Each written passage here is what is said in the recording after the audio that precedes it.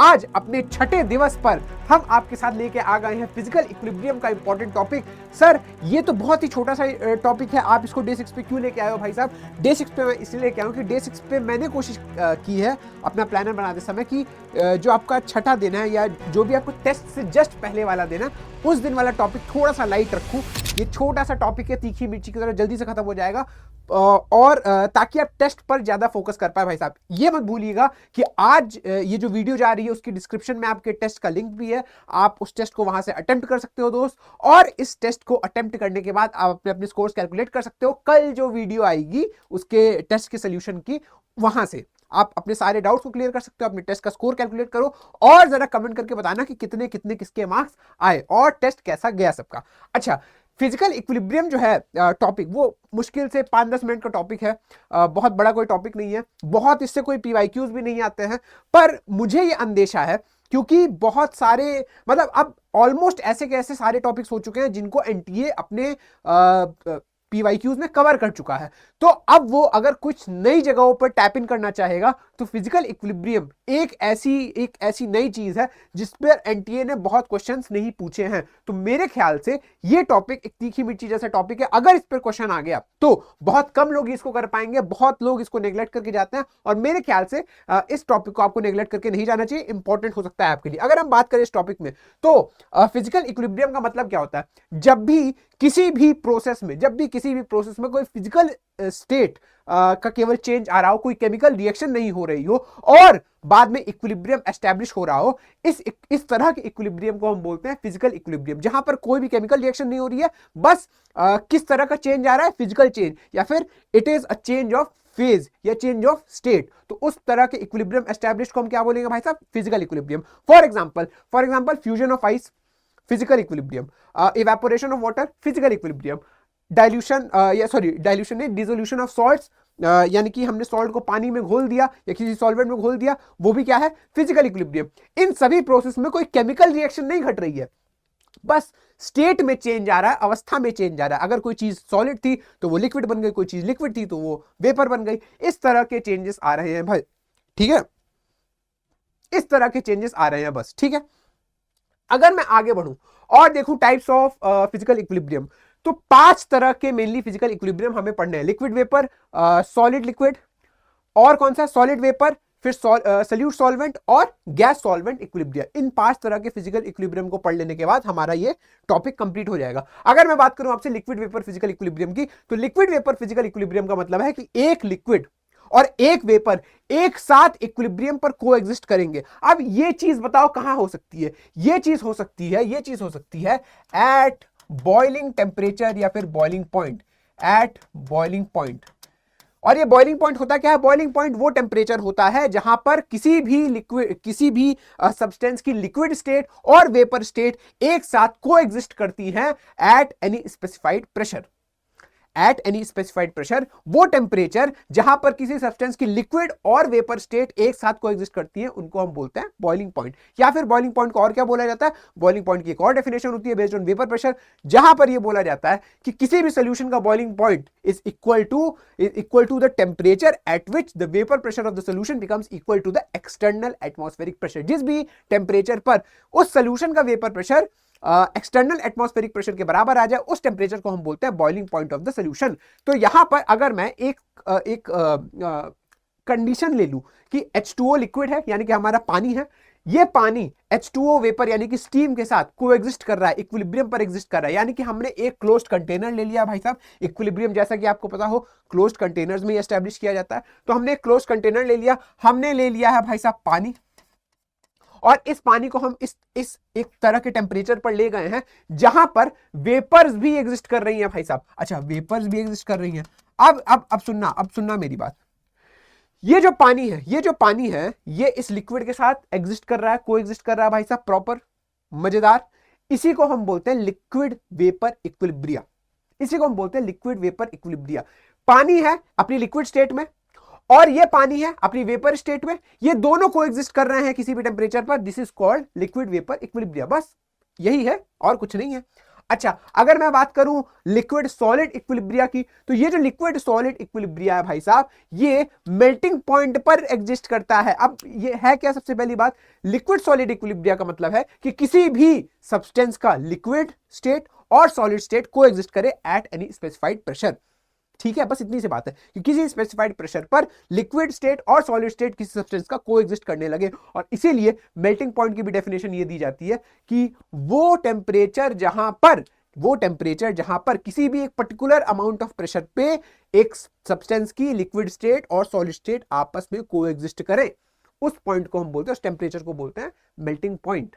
और यहां पर भी हमने एग्जांपल लिया कि मान लीजिए क्लोज्ड कंटेनर लिया जाए। इस क्लोज्ड कंटेनर में, सुनिएगा, इस क्लोज्ड कंटेनर में हम रख दें आइस। इस क्लोज्ड कंटेनर में हम रख दें आइस। अब मान लीजिए, अब सुनिएगा, अब मान लीजिए हमने रख दिया है आइस एट 0 डिग्री सेल्सियस, मान लीजिए हमने रख दिया। अब आइस का मेल्टिंग पॉइंट होता है 0 डिग्री सेल्सियस 1 एटमॉस्फेरिक प्रेशर पे, और वाटर का फ्रीजिंग पॉइंट भी होता है 0 डिग्री सेल्सियस 1 एटमॉस्फेरिक प्रेशर पे। तो होगा क्या, ये आइस और वाटर वाला सिस्टम इक्विलिब्रियम में रहेगा। अगर हम, सुनिएगा, अगर हम इस सिस्टम पर प्रेशर बढ़ाएंगे, तो प्रेशर बढ़ाने से रिएक्शन उस साइड जाती है जहां पर डेंसिटी ज्यादा हो।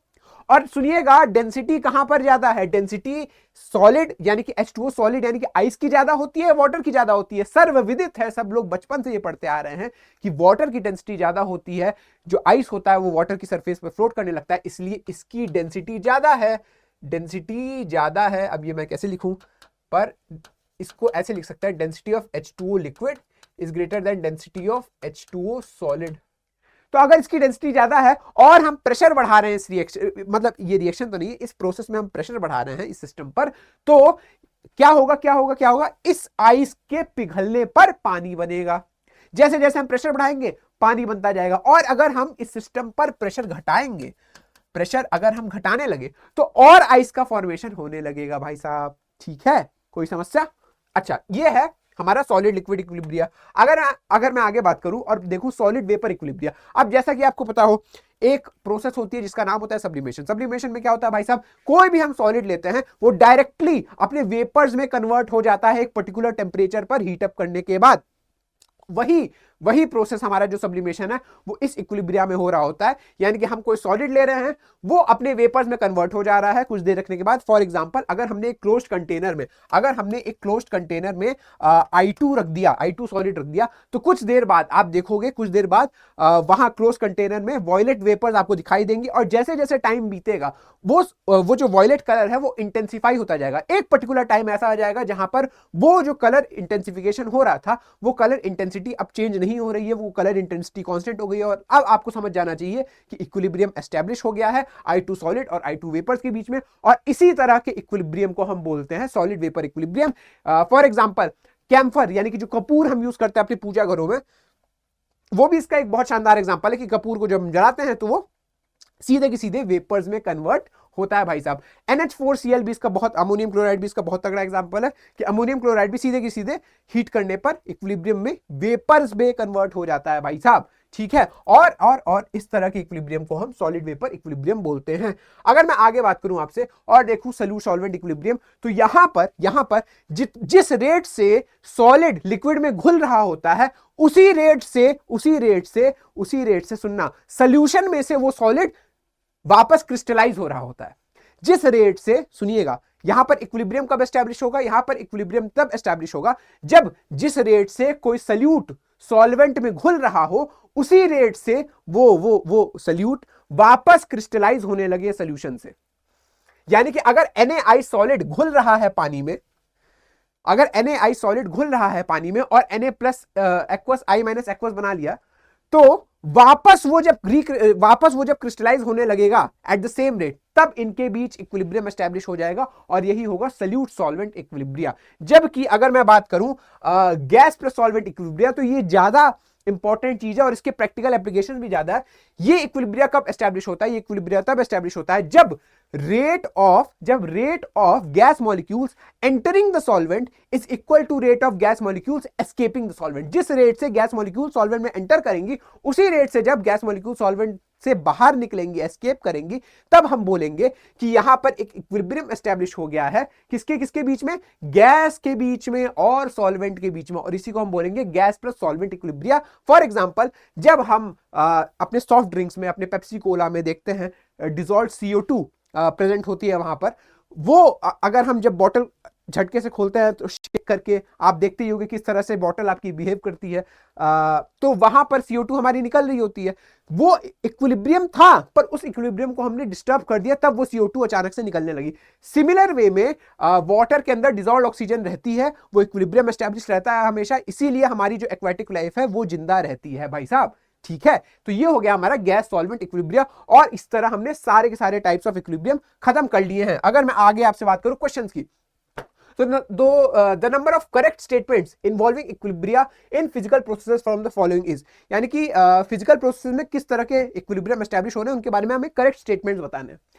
Equilibrium is possible only in a close system at a given temperature. बिल्कुल सही बात है कि इक्विलिब्रियम जो है एक क्लोज सिस्टम में ही सेटअप हो सकता है एट अ गिवन टेम्परेचर। तो ये जो स्टेटमेंट है ये तो बिल्कुल सही बात है। Both the opposing process occur at the same time. Yes, equilibrium establish होने में दोनों जो अपोजिंग प्रोसेस हो रही होती है, फॉरवर्ड रिएक्शन भी बैकवर्ड रिएक्शन भी सेम रेट से अकर हो रही होती है, दोनों का रेट बराबर होता है, यानी कि ये भी स्टेटमेंट सही है। When equilibrium is attend at a given temperature the value of all it's parameters become equal. ना ना ना ना ना, इक्वल नहीं भाई साहब, इक्वल नहीं होता है। क्या होता है? Value of all the parameters, जो भी मेजरेबल पैरामीटर्स हैं, प्रेशर हो गया, कंसंट्रेशन हो गया, वो सब कांस्टेंट हो जाते हैं, बराबर नहीं होते। बराबर कहां से हो जाएंगे भाई? तो ये अगर इक्वल की जगह कांस्टेंट दिया रहता ये सही स्टेटमेंट हो जाता, पर अभी के लिए तो ये स्टेटमेंट है गलत। ठीक है, अच्छा। For dissolution of solids and liquids the solubility is constant at a given temperature. बिल्कुल सही बात है कि जब हम किसी सॉलिड को लिक्विड में घोल रहे होते हैं तो एट इक्विलिब्रियम और एट अ गिवन टेंपरेचर उसकी सॉल्युबिलिटी कांस्टेंट हो जाती है भाई साहब। ठीक है, तो ये भी सही स्टेटमेंट है। तो नंबर ऑफ करेक्ट स्टेटमेंट्स कितने हो गए? नंबर ऑफ करेक्ट स्टेटमेंट्स हो गए 3। अगर मैं आगे बात करूं आपसे, an open beaker of water in equilibrium with water vapour is in a sealed container, यानी कि वाटर वेपर और वाटर के बीच में इक्विलिब्रियम एस्टैब्लिश्ड है और वो एक सील कंटेनर में रखे हुए हैं। ठीक है, when few grams of glucose are added to the beaker of water, तो कुछ ग्लूकोज ऐड कर दिया गया है, यानी कि हम बेसिकली बोल सकते हैं नॉन वोलेटाइल सोल्यूट ऐड कर दिया गया है वाटर के अंदर। ठीक है, the rate at which the water molecule, अब सुनिएगा, जब एक नॉन वोलेटाइल सोल्यूट ऐड कर दिया जाता है तो लिक्विड सॉल्यूशन में भी हमने पढ़ा है कि नॉन वोलेटाइल सोल्यूट ऐड करने पर किसी भी सॉल्यूशन का जो वेपर प्रेशर है इट डिक्रीजेस। अरे सुनना सुनना सुनना, जो सॉल्यूशन का वेपर प्रेशर है इट डिक्रीजेस, यानी कि क्या होगा? बेसिकली होगा ये कि अब क्योंकि सॉल्यूशन जब बन गया है, नॉन वोलेटाइल सॉल्यूट्स ने ऊपर का जो सरफेस है वो कवर कर लिया है एक तरीके से सॉल्यूशन का, तो होगा क्या कि वाटर मॉलिक्यूल्स अब जिस स्पीड से, जिस रेट से बाहर जा रहे थे, एस्केप कर रहे थे, अब उस रेट से नहीं कर पाएंगे। तो अब इसमें हम सही ऑप्शन क्या लगा सकते हैं? The rate at which water molecule leave the vapour increases, ना ना ना, लीव द सोल्यूशन इंक्रीजेस, ना बिल्कुल गलत, लीव द सोल्यूशन डिक्रीजेस, हाँ ये सही हो जाएगा। ये इसलिए सही हो जाएगा क्योंकि जिस रेट से water molecules vapours, sorry, solution को लीव करके वेपर्स में कन्वर्ट हो रहे थे, अब वो रेट घट जाएगा। ठीक है, इसीलिए ये ऑप्शन हमारा सही हो गया। अच्छा, densities of diamond and graphite are 3.5 and 2.3 gram per ml। ये कार्बन डायमंड की डेंसिटी दी है 3.5, कार्बन ग्रेफाइट की डेंसिटी दी है 2.3। ओके, और इसका डेल्टा H दिया हुआ है, एंथैल्पी ऑफ रिएक्शन दी हुई है। Favourable conditions for the formation of diamond is, अब सुनिएगा मेरी बात, जब भी हम कोई भी रिएक्शन देखते हैं और उसकी फेवरेबल कंडीशन बनने की बात देखते हैं, तो अगर कोई भी रिएक्शन है, इक्विलिब्रियम एस्टैब्लिश्ड है, आप देख सकते हो ये फिजिकल इक्विलिब्रिया है क्योंकि केवल और केवल फेज चेंज हो रहा है और कोई केमिकल रिएक्शन नहीं हो रही है। आप अगर देखो कि कोई भी रिएक्शन का डेल्टा H आपको गिवन है, डेल्टा H इज नेगेटिव, यानी कि ये रिएक्शन है एक्सोथर्मिक। किसी भी एक्सोथर्मिक रिएक्शन की अगर मैं बात करूं, एक्सोथर्मिक रिएक्शन के केस में ये होता है कि अगर आप टेम्परेचर बढ़ाओगे तो एक्सोथर्मिक रिएक्शन की रेट घटेगी, यानी कि टेम्परेचर बढ़ाने पर एक्सोथर्मिक रिएक्शन की रेट घटेगी। अच्छा, और हमें करना क्या है?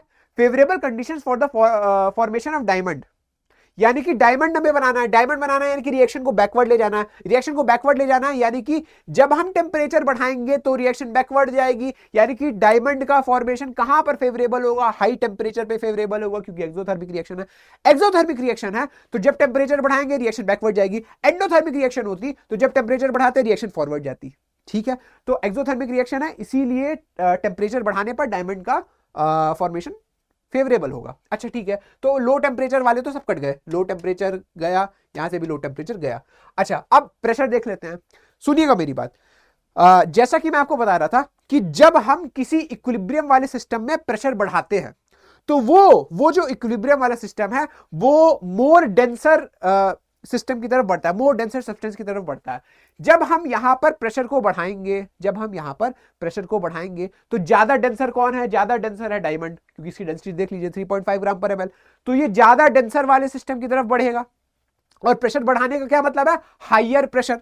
तो डायमंड का फॉर्मेशन कहां फेवरेबल होगा, at higher pressure and higher temperature. तो कौन सा इसमें से सही है भाई साहब, हाई प्रेशर हाई टेम्परेचर, ये लो भाई साहब, ये लो सही आंसर। अच्छा आगे अगर मैं बात करूं decrease in the pressure for the following equilibria, अगर मैं इस इक्विलिब्रिया यानी कि जो H2O सॉलिड और H2O लिक्विड का इक्विलिब्रियम है, अगर मैं इसमें प्रेशर डिक्रीज कर दूं, तो जैसा कि मैं आपको बता रहा था प्रेशर अगर डिक्रीज कर दिया जाए तो प्रेशर इंक्रीज करने पर डेंसर की तरफ भागता है, प्रेशर डिक्रीज करने पर लेस डेंसर की तरफ भागता है। तो प्रेशर डिक्रीज करने पर ये H2O सॉलिड की तरफ भागेगा यानी कि बैक रिएक्शन होगा, H2O सॉलिड की तरफ भागेगा यानी कि मोर आइस विल फॉर्म। अच्छा more ice will form, more ice will form, formation of more H2O solid, ये लो एक तो ये सही आंसर। दूसरा क्या, increase in the melting point of H2O, decrease in the melting point. अब ये बताओ कि अगर आइस ज्यादा बन रहा है, अगर आइस ज्यादा बन रहा है तो उस ज्यादा आइस को पिघलाने के लिए, मेल्ट करने के लिए टेम्परेचर ज्यादा रखना पड़ेगा, कम रखना पड़ेगा। ऑब्वियसली जब ज्यादा आइस बन रहा है तो ज्यादा टेम्परेचर उसको मेल्ट करने के लिए लगेगा, तो मेल्टिंग पॉइंट H2O सॉलिड का बढ़ जाएगा। इसलिए ए और सी यहां पर करेक्ट आंसर्स होगा, ए और C are the correct options. ठीक है, कोई समस्या?